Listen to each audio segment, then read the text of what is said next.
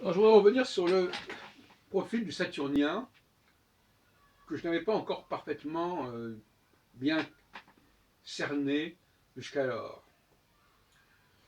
Et je vais vous mettre d'ailleurs en garde contre mes précédentes vidéos. Je correspond à des états successifs de ma réflexion. Et ce n'est qu'à la réflexion d'aujourd'hui et de demain qui compte, et pas celle d'hier. Je mets en garde contre ça, donc regardez très attentivement les dates des mises en ligne de la vidéo, et assurez-vous qu'il n'y a pas eu des reformulations plus tardives. C'est un peu comme pour un testament, il faut prendre le dernier testament. Alors, le Saturnien, c'est quelqu'un qui est le gardien de l'ordre. Aussi, alors, de l'ordre qui est capable de, qui sent qu'il y a un désordre à corriger, une incohérence. Il est complètement obsédé par l'incohérence, dans tous les domaines. Au niveau du savoir, au niveau de l'organisation, au niveau de toutes les traditions, tout ce qu'on voudra. Il remet de l'ordre, il restaure l'ordre, et parfois ça demande des révolutions importantes, parce que ça demande de revenir à un état antérieur qui aurait pu être corrompu. Le Saturnien, il a une fonction négantropique, c'est-à-dire qu'il s'agit de mettre fin, de contrôler le chaos et la corruption des choses, comme le voudrait la deuxième loi de la thermodynamique.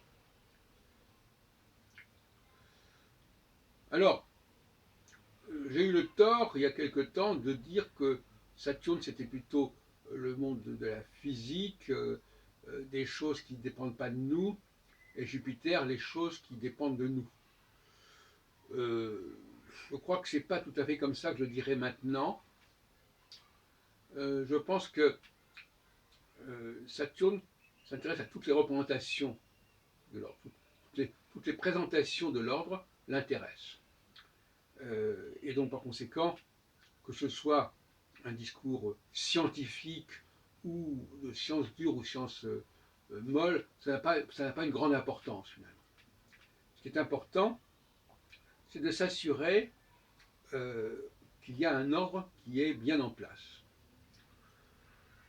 et qui est cohérent, qui est harmonieux. Je ne pense pas que le Saturnien soit plus doué pour les sciences physiques que pour les sciences de l'homme. Bon, je ne suis pas certain de cela, je ne suis pas sûr qu'il faille créer deux catégories à ce sujet-là. Ce que je voulais dire, euh, c'est quelqu'un qui réfléchit longuement, puisqu'il a une période d'incubation de 3 ans et demi, et puis après il y a 3 ans et demi de disjonction, c'est-à-dire de délivrance du message, de, de mise à profit, d'accouchement de ce qu'il y a à faire. C'est à ce moment-là qu'il est c'est en phase yang que Saturne, quand il sort de la phase yin, la phase yin c'est un peu la chenille, et le phase yang c'est le papillon. Donc quand il sort de la phase yin, il est assez performant. Et les gens le sentent. Donc, mais il aura fallu qu'il passe par la phase yin pour pouvoir se reconstituer, pour pouvoir montrer pour pouvoir avoir fait des avancées dans la recherche, c'est fondamental. J'ai toujours dit que la société a besoin de nouvelles recherches, de nouvelles réflexions, de nouvelles avancées. C'est fondamental pour garantir une certaine forme d'égalité, puisque face à la nouveauté, tout le monde est égal. Quand il n'y a pas de nouveauté, il y a des inégalités qui s'incrustent.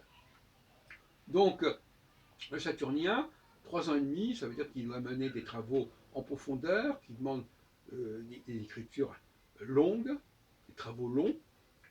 C'est tout à fait l'opposé de Mars. Alors justement, je voudrais montrer la différence entre Mars et Saturne. Mars, lui, vous savez, Saturne peut arriver, on prend la fameuse formule d'Einstein, MC2, etc. Mais ça, la formule en elle-même, une fois qu'on la comprend, on peut, entre le moment où par exemple, moi, ce que je suis en train de vous dire, vous pouvez le comprendre assez rapidement. Sauf que moi, ça m'a pris des années pour arriver à ce que je suis en train de vous dire. C'est toute la différence entre celui qui réceptionne un savoir qui a abouti et celui qui élabore ce savoir. Ça n'a rien à voir. Ce n'est pas la même temporalité. Le cycle de Saturne est plus de 12 fois supérieur à celui de Mars. Celui de Mars est de 2 ans, celui de Saturne est de 29 ans.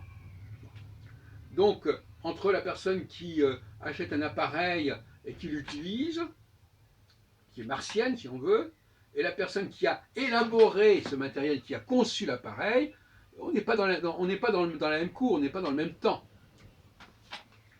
Et il y a des gens qui n'ont pas compris cela. Qui n'ont pas compris que même si la formulation finale est relativement brève, cette formulation finale, elle est le résultat d'une longue gestation. Et par conséquent, quelqu'un qui est simplement capable de comprendre ce qu'on lui dit, ou d'appliquer ce qu'on lui dit, il n'a rien à voir avec celui qui a élaboré tout cela. Il ne faudrait pas que les Martiens se prennent pour des Saturniens, sous prétexte qu'ils ont compris. Je prends par exemple quelqu'un comme Étienne Klein. Bon, je ne sais pas. Étienne Klein, c'est un vulgarisateur qui est excellent, etc., qui comprend très bien ce qui a été dit par tel et tel chercheur, mais est-ce que lui-même c'est un chercheur de haut niveau? C'est une question qui se pose. Non, je pose la question, je ne connais pas assez bien son parcours, ni comment il est perçu, etc. Mais je veux dire par là que celui qui a fait l'effort de comprendre quelque chose, il n'est pas l'auteur de la chose en elle-même.